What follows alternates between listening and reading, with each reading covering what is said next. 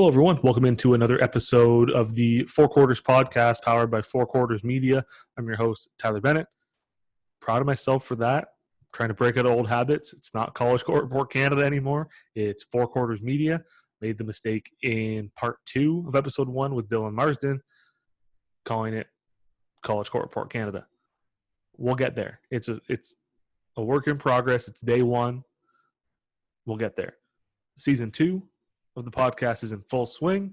Part 1 came out this morning with Niagara College Knights women's basketball head coach Chris Rayo. Him and I broke down the 2020 OCAA women's basketball championship gold medal game between Fanshawe and St. Clair. So go ahead and check that out as well. Part number 2 came out earlier as well with former Camosun Chargers guard Dylan Marsden, the aforementioned Dylan Marsden. Him and I took a trip down memory lane, looked at his what turned out to be a 10-year career at Camosun. Looked at the trials and tribulations he went through, kind of what motivated him to keep going back when things didn't go his way at tryouts. And he had some interesting, funny stories to share about his time at Camosun, and capped it off with a couple engaging questions from a former teammate and a former opposing coach. So that was a fun chat as well. And then this one, part 3, to round out the trifecta, complete the hat trick, whatever analogy you want to use. Prairie College Pilots, men's and women's basketball head coach Harrison Corolis joins the show. And if you're anything like me, before I confirmed Harrison was going to be on the show, I did my research on Prairie College. I knew nothing about what they had going on, what they were about, the situation their programs were in, how they did last year. Didn't do my homework. But I did my homework for the chat, so before anybody hates on it, I caught up to speed real quick. But listening to Harrison talk about what the Pilots have going on and what they're building towards was a really interesting and unique chat because of the situation that the program finds themselves in. They're in a transition year. They've been approved to join the ACAC in 2021-22.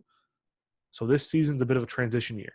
And without giving too much away on the chat, anybody who plays for them this year won't use a year of eligibility because all of their games are exhibition. And I think that's really unique and could be a really big selling point for them on the recruiting trail as the summer heats up and next season or a potential next season approaches, depending on the COVID-19 pandemic and how that all plays out. But this could be a really unique scenario for players that only have 1 year of eligibility left.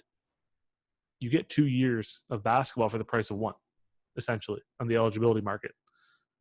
That's tough to beat, especially for veterans who aren't ready to give it up just yet.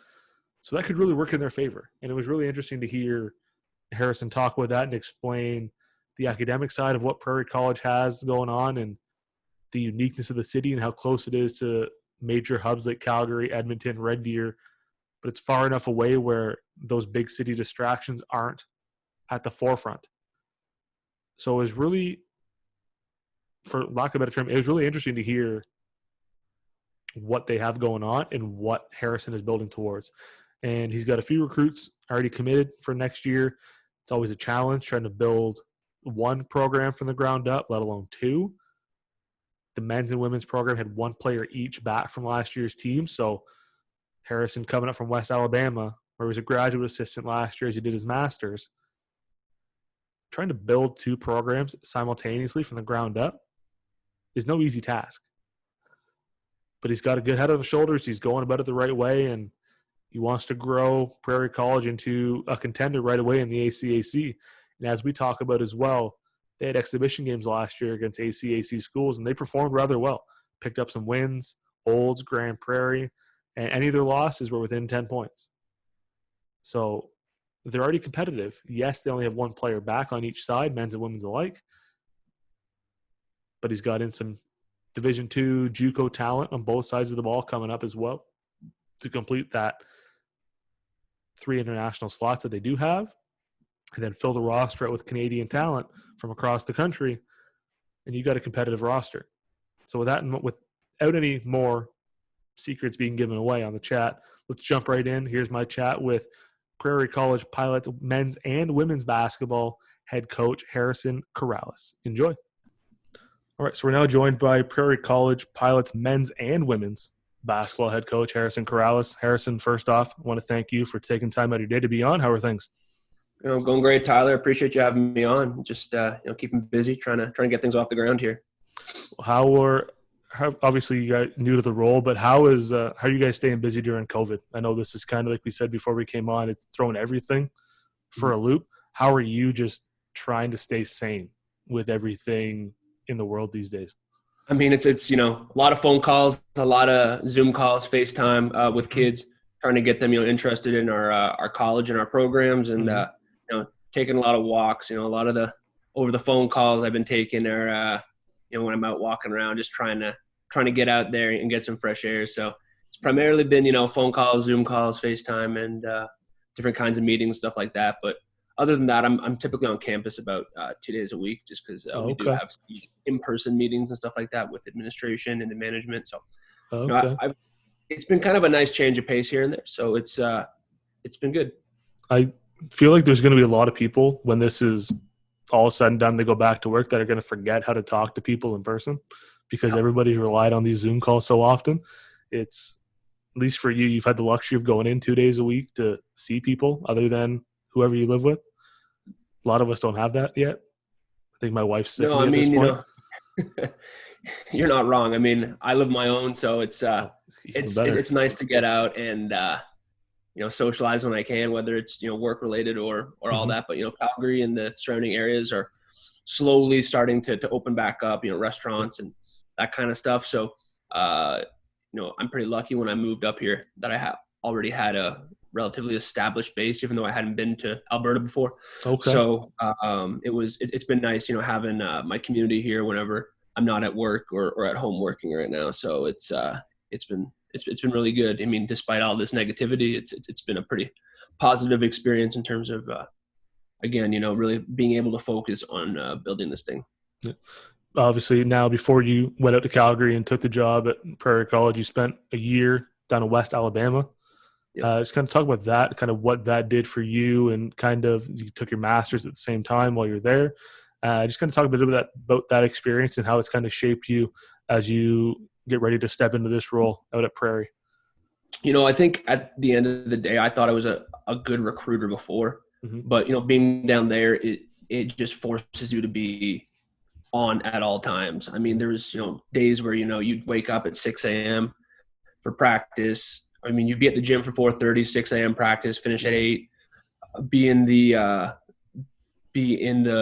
facility until about 11:30, hop in the car, drive 5-6 hours to watch a game, drive home that night and do it all over again. So, I mean, you just really had to be on at all times. And it was an amazing experience. I love my time down there. I'll always have, really, fond memories of my time in Alabama. And I think what it really did was it allowed me to really grow hands-on as a coach. I was really lucky. My head coach down there, Rusty Cram, he'd been at Georgia Southern for 2 decades and took the West Alabama job. And he really just let me kind of run with it and make it my own, kind of gave me as little or as much as I wanted to take on. I did all post-player development. I recruited junior college, booked all the travel, did all the admin type stuff, academic advisor. It really gave me like an all-around experience that I think really benefited me coming back up to Canada, because you really do have to do everything up here because, again, the budgets are smaller and the departments are smaller. So it really gave me a well-rounded experience, which was awesome. Gives you a bit more of an appreciation too for the work that goes into it. And like you said, the grind of, I can't imagine 4:30 practice at 6, and then you do it day after day. I think teaches you some discipline too, I think, at the end of the day, because you're doing it all the time. And if you want to be successful, you got to put in the work. And talked about that too with Dylan Marsden out of Camosun in part 2 of this episode about the discipline, like student athletes, that it teaches you. And the same with coaching, right? You have to be disciplined to get up at 4:30 every day and go drive the 5 hours to watch a recruit and do it every day. Like, I can't even imagine the lack of sleep that coaches get on a daily basis. It's crazy. I mean, it definitely weeds out people that kind of, want to do it and they think they want to do it, and they kind of get this, beautiful picture of what it is and the glamour behind it. But, when you're not at a Power 5, you're really grinding. You're really trying to find the right kids. You're trying to find people that are going to, help build your program over the next, 2 to 4 years. Because, a lot of the, coaching staffs don't have more than 3 years to get it right. So for me, it was an opportunity to go down, kind of, network, kind of grow as a coach and get a little bit more hands-on experience that I think really, paid dividends coming back up here. Oh, for sure.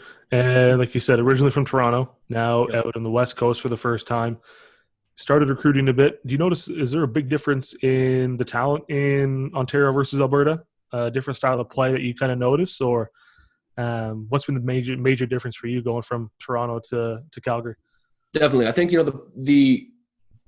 the most part, Toronto and the Ontario, like Southwestern Ontario area, it's a lot of athletes, a lot of really, really good athletes. I think, Albertan basketball players are more fundamentally sound, which is great. They're kind of taught the game from the ground up, which is, fantastic. While I think, Ontario is really solid for athletes. Like if you want to play running gun style, like you're going to go to Ontario to get kids. So it's kind of finding that equal mix I'm finding of athletes and then, fundamentally sound basketball players. Obviously in the Calgary area, some of the top schools, they really play that running gun style, which is, fantastic because it's so reminiscent of Ontario. And I think, a lot of these kids will have really solid, U Sports, CCAA careers. But as a whole, that's the biggest difference is I find, Albertans, they're very, very fundamentally sound. And that's something I really appreciate. Then on the, again, with my connections in Ontario, it's just trying to find those, I guess, athletes that, will kind of get out and, run the floor. So that's the biggest difference I've been finding. I'm willing to bet if you ask probably 98% of people about Prairie College and the Pilots, they probably couldn't tell you a single thing. No. With you guys making the transition now to the ACAC, just kind of talk about what you guys are about. Because I know you're building the programs essentially from the ground up, taking on both men's and women's this year. You only have one men's player back from last year's team, putting in the recruiting trail from essentially, like you said, the ground up, building that. Just kind of off the top of your head, what should people know about the Pilots before we get into the teams in particular? What should people know about what you guys are doing and what you guys are all about? So again, Prairie College, if people don't know, it's a smaller Christian college about 75 minutes northeast of Calgary. We're really, what's great is our administration is really backing our athletics. They're fully supporting us. So any student athlete that wants to come to our campus, they're going to be supported 110%. It's like any college experience, what you put in is kind of what you get out. So if you put in a lot, you're going to get a lot out of it. If you put in little, you're not going to get anything out of it.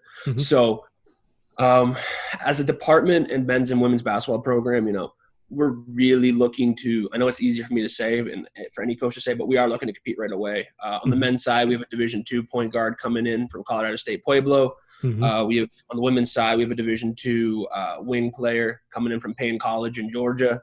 So, really good starting points. I'm finalizing 2 JUCO transfers on the men's side and 2 JUCO on the women's side.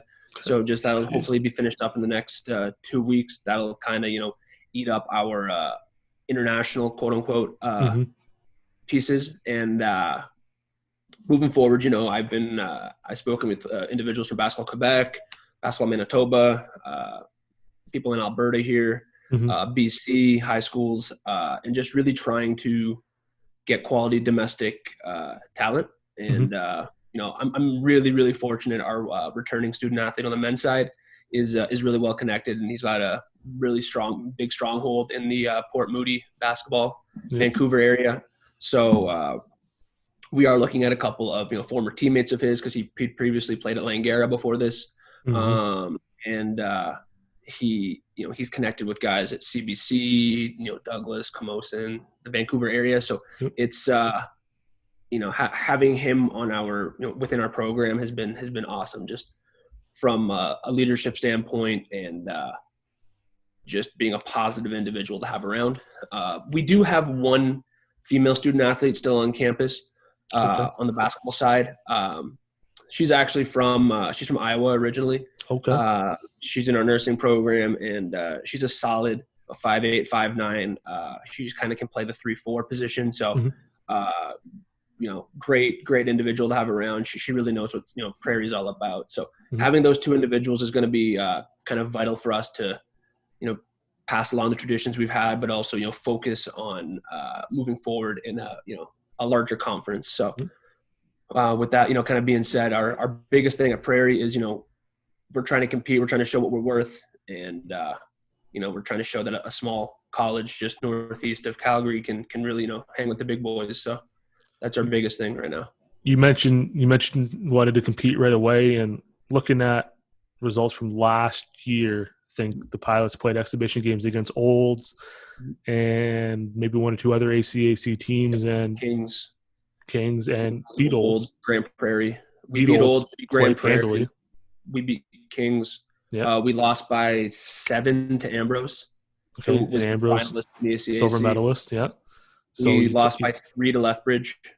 We first in lost the west, by, first in the south or north. Yeah, we lost by 1 to Lakeland or Augustana, and then we played. Basically, our losses were all under 10 points. Yeah. So I think the competitive right away is right in the wheelhouse, especially now with, you said you got 3 coming from the States, coming up from there.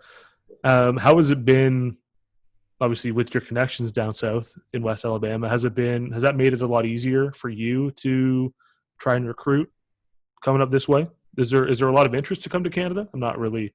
So there actually has been, it's a really good, kind of question, because I thought I'd be able to kind of leverage my connections at the junior college level in Mississippi and Alabama. Mm-hmm. But the one thing about Mississippi is everybody, like, they have 15 full scholarships to give, Mm-hmm. At the junior college level. And I mean, in Canada, the max I can offer is tuition. I mean, like, these kids are getting covered, housing, meals, and tuition, and Mm-hmm. the best we can cover is tuition. So I thought, maybe I could be able to get, kids from that league, because Mississippi Junior College is incredible basketball. Yeah. And I did have some interest, but at the end of the day, what it kind of comes down to is just being in that geographic region of the country. The kids do need a lot more financial support. Mm-hmm. So I kind of had to change my approach. So I've been really focusing on the Pacific Northwest, Okay. and then smaller Division II schools that I know, student athletes would really cherish the opportunity to come up here and, succeed in a starring role. So primarily, I've kind of had to reshift my focus on the junior college level to the Pacific Northwest. Again, just geographically, it makes sense. Kids are a little bit more familiar with it. So I've been really focusing on the areas of, Washington, Idaho, Oregon, to make that happen. But they've been a lot more, receptive to partial, scholarships, as opposed to, when you're, focusing on the kids down south in Mississippi, like I said, Alabama, Louisiana, Georgia, it's very much more focused on, they need fulls because they've come from environments where there are fulls. So you see that you've seen a lot of, like, VIU has really used that Pacific Northwest as a recruiting ground. Okanagan this year as well, Briarcrest even too. Olds has went with Illinois with the Tebow sisters. I think there's a lot of talent in that in Pacific Northwest that you've mentioned that are more open to coming this way, whether it's partial scholarships or whatever. I think a lot of people are looking for the playing time, have a more significant role, and you look how that played out with Tebow at Olds, Brittany with CCAA Player of the Year 2 years ago, and All-Canadian back-to-back years. I think if you can sell them that way and show this is what we have to offer, this is what you're going to get out of it, I think people want to play at the end of the day, and basketball is basketball. And whether you're playing north of the border or south, people want to play, and they'll find a way to do it. Of course. I mean, I think you hit it right on the head, right? It's the opportunity to earn these personal accolades, essentially, and be in a position to succeed, because, we are putting a lot of time and effort, and they're putting a lot of time and effort in being up here, farther away from home than maybe they've, initially thought. So, I think, it's a great opportunity for, any American student athlete or international student athlete for that matter to come over, play some significant minutes, play a significant role, and have all the opportunities in the world to succeed both athletically and academically. So that's what I've been really trying to use as a recruiting tool is the fact that, look, we're young, we're growing. Yep. If you want to be the first of something, like, this is an amazing place to be. It's essentially like a startup, it's like a startup business. So if we can shock some people, that's amazing. That's what we want to do. What, with kind of Prairie College and you guys being kind of so unknown, what's been the hardest challenge for you, to whether it's recruiting people or just getting attention to the program? What's been the biggest challenge for you since you took over? Really, it's shaking the old image of Prairie, because Prairie was in the ACAC, I want to say about 15 years ago. And it was a little bit, I think they kind of experienced some difficulties when they were in the ACAC last. So it's been, kind of getting the image, hey, it's a new day. We're really trying to make a serious go of this. And, just, letting people know our administration is extremely supportive of what we're trying to do, which is, again, fantastic, because if you have the backing of administration, you really, you can't go wrong. You really can't. So, really for me, it's been, getting the word out, explaining, we are small. However, we are bookended by Calgary and Edmonton. Calgary's an hour and a quarter in the south, Edmonton's 2 hours in the north. And then you have Red Deer. It's, 150,000 people or something like that. Only 45 minutes away. So you're bookended by bigger communities. We might be in a smaller rural place, but it allows you to focus on basketball. It allows you to focus on your academics. And if you want to experience the mountains, Calgary, like I said, Edmonton, you're just a short drive away on your, off weekends or off days and stuff like that. You can always go over and check them out, because there are always teammates that have cars. And that's true. So I think, the biggest thing is, or I guess the biggest selling point I've been trying to really let people know is, we are small, but we're also tight knit, right? That's everybody on a first name basis. And I think it's a really great place to come and grow as a person and as an athlete. So it's just really, really trying to paint the picture. It's a new day at Prairie, and we're, looking to do some big things right away. It's trying to shake that old identity and carve your new one at the same time, trying to do two things at once, essentially. Absolutely. I think too, with that, like you said, being in a smaller community, you're bookended by these big areas, but you're away from everything else. It allows you to focus on your academics, like you said. And I think that's what has benefited Olds. I go back to them time and time again, but smaller community, kind of away from everything, helps you focus on your game, focus on your academic side of things, and without that outside distraction, whether if it's in the big city of Calgary or Edmonton, or with so many other options to do, the stuff's far enough away where you can go on weekends, like you said, or off days, but it's far enough away where the distraction's not immediate. You have to actually go to it to be distracted. So exactly. I think that's more on your own, left to your own devices, right? And you got to focus on what you got to do. Exactly. I mean, the college, we have a great athletic facility in terms of, the size of the college and our gym space. I mean, it battles any other school in the conference. So just having the ability to get in there from 6 a.m. to 10 p.m. at night every single day, it's, pretty massive. We're definitely giving student athletes all the opportunities to succeed. So that's exciting. What are you looking forward to most when you guys do make that transition to the ACAC? I think it's in 2021, 22, you said? Yep. What are you looking forward to most with that?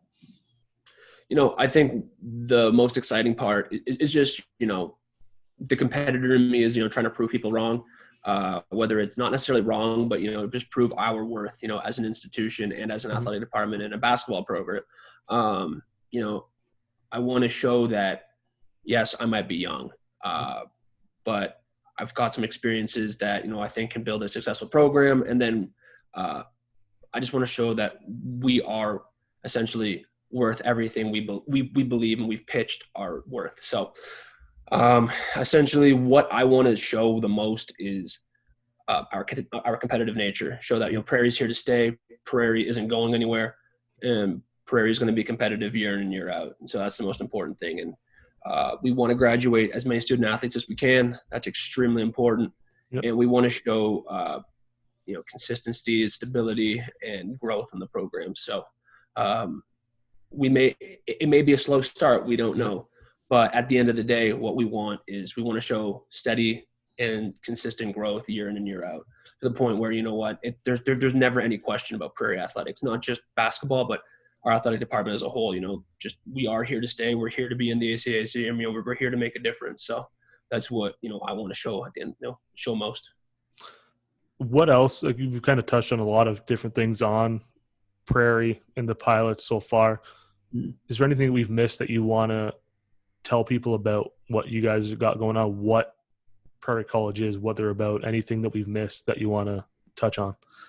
For sure. We want to grow our student athletes as an entire person, not just necessarily as an athlete. We do offer bachelor's degrees, which is fantastic. Business administration, sport management, outdoor leadership, different music type programs. We have a paramedic and nursing program. We have a pretty wide range of educational offerings. We have a humanities, intercultural studies. I can keep going. So we do offer bachelor's degrees.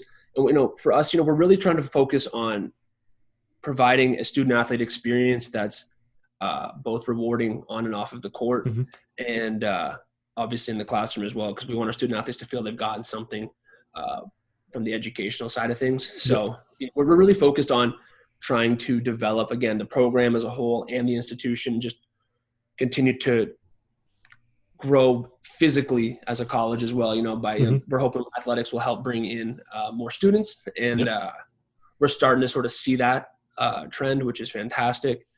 And, we are still looking for student athletes for next season, which is fantastic because it makes everything exciting, whether it's cross country, like I said, our indoor soccer programs, but more specifically with me, we are looking for domestic basketball student athletes from across the country. So if you or any of your student athletes at the high school or college levels feel Prairie might be a good fit, we'd love to speak with you.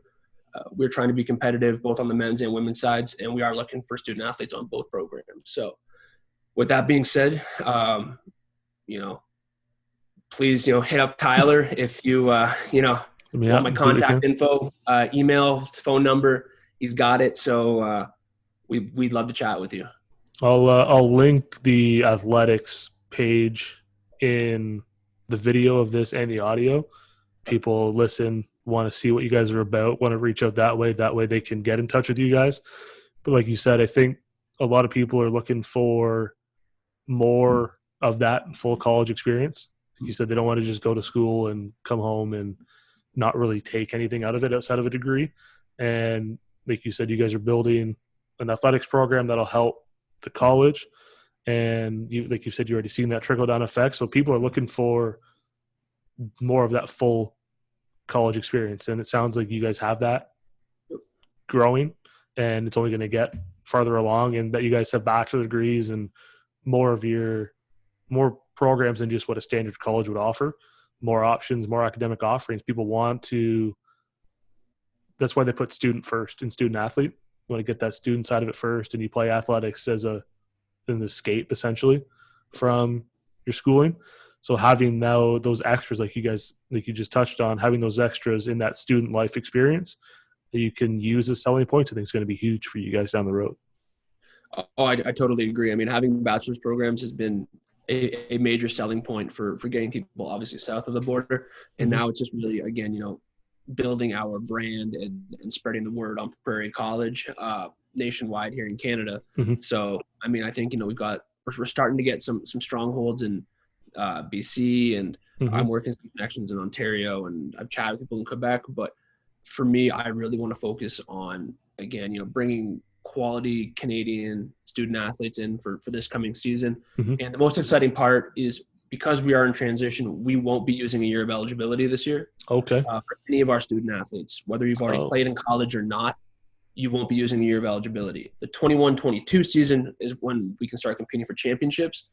Yes, you'll be using eligibility, but for the 2021 season, we won't be using any eligibility. And I think that's got to be a huge draw for kids, because for sure, of the fact that, COVID is most definitely going to cut this season short to some capacity, whether it's, a January start or a November start. It's going to cut things short. on the basketball side of things. So Yeah.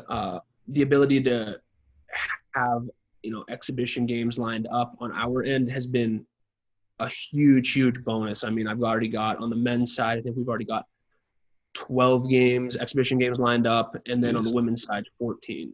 Okay. So it's very exciting.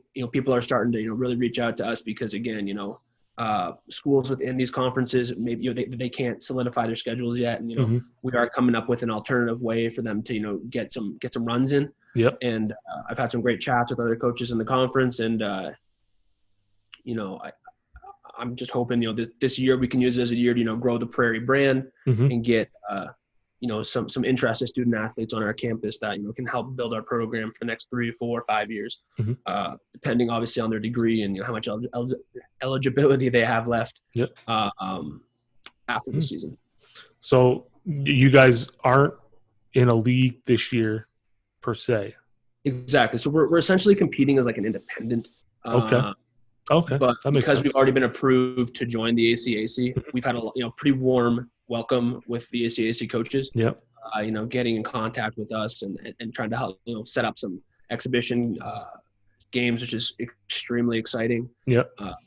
We're still waiting on a few of those dates, but starting as early as mid-September, we're hoping. I mean, again, it's all COVID dependent. Yep. But we've already got mid-September games booked all the way up until beginning of January here and there. So with some programs, so it's exciting. I think it's been a really rewarding experience so far.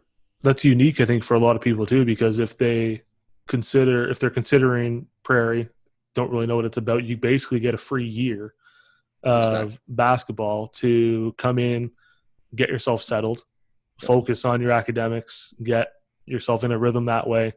If it's a 2-year program, you've got 1 year of eligibility left. You're able to play a year for free, essentially, eligibility-wise, then come back and play a full season in your last year of eligibility, get a 2-year degree at the same time.